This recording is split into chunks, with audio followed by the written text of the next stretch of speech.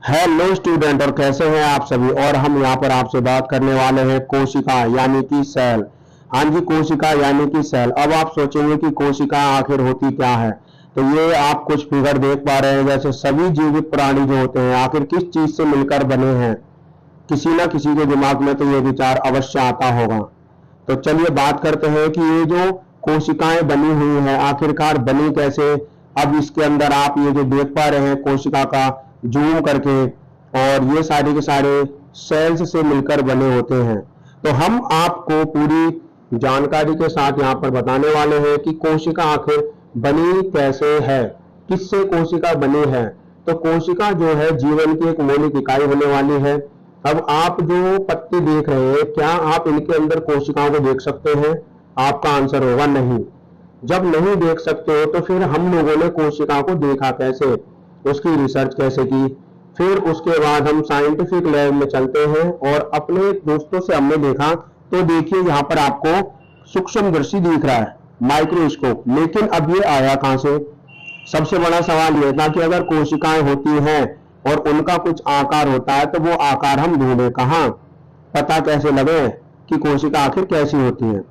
तो 1590 में वैज्ञानिक है जैकेरिया जेनसेन, इन्होंने वास्तविक सूक्ष्मदर्शी खोजा, हमारा माइक्रोस्कोप।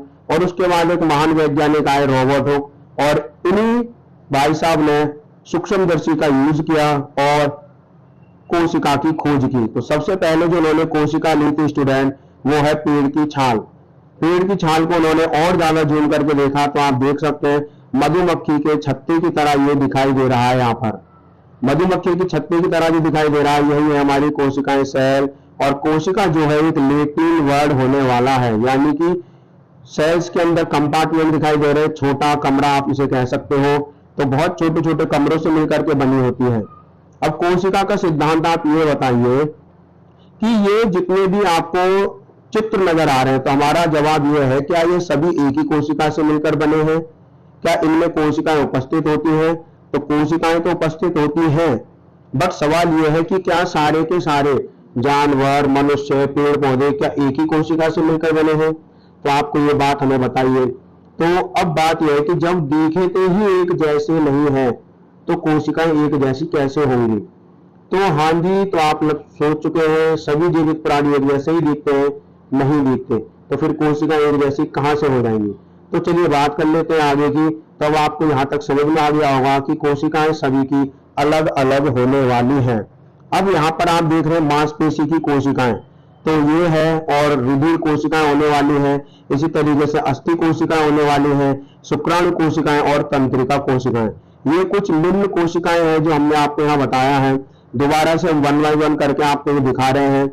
और ये सभी कोशिकाओं का जो वर्णन हुआ है सूक्ष्मदर्शी से देखने के बाद बताया गया इनका आकार।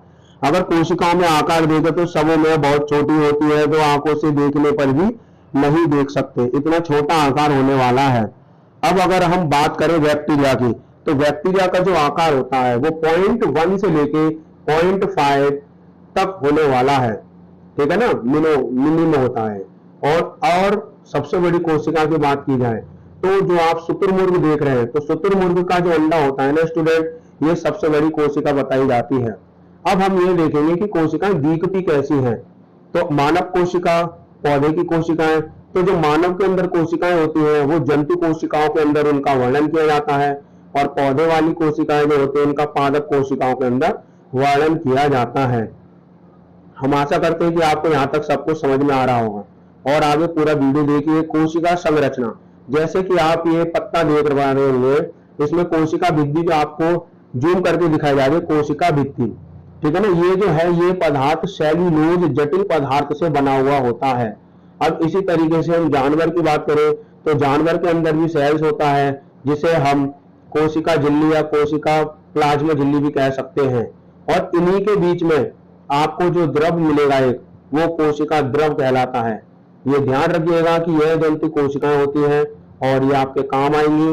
और हर कोशिका के अंदर एक केंद्रक होता है स्टूडेंट, ध्यान रखिए, चाहे वो जंतु कोशिका हो या फिर वो पादप कोशिका हो। और फिर उनके अंदर आपको कोशिका द्रव भी मिलेगा, जैसा कि आप ये फिगर में देख पा रहे होंगे। तो कोशिका द्रव और कोशिका केंद्र आपको समझ में आ गया होगा। और कोशिका झिल्ली जो बाहर होने वाली है, कोशिका के बाहर, जैसे आपकी बॉडी पर होती है ना खाल बाहर की, इसी तरीके से।